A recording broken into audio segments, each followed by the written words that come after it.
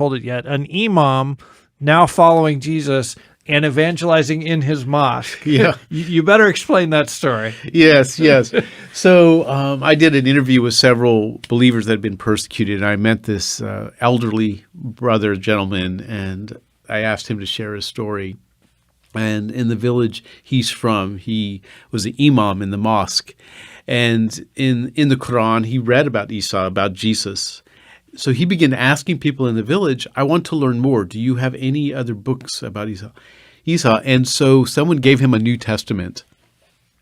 And so he read the Gospels, he read more about Jesus, and he came to understand Jesus as the Savior. And the only way to salvation is through Jesus. So he began to teach more and more about Jesus in his mosque. And people began to accuse him, you're a Christian, you've converted to Christianity.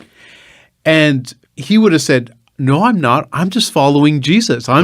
So in his mind, who is mentioned in the Quran. In the Quran. I'm just following Yes, and he didn't know any Christians. He was just simply sharing what he has learned.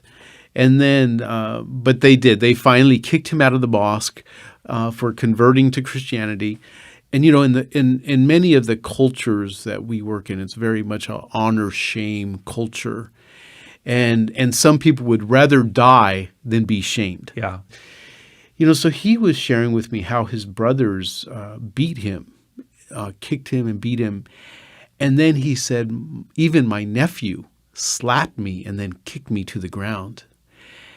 And as he was saying this, I could just sense the shame in his heart that his own nephew, I mean, even in our own culture here in the U.S., Right. where we're not a high shame culture, would be quite shamed if my nephew beat me up. And I could just see the pain in his eyes and hear the pain in his voice of the shame that he endured for Christ. But, our local partner there sent some people there to help disciple him and give him fellowship.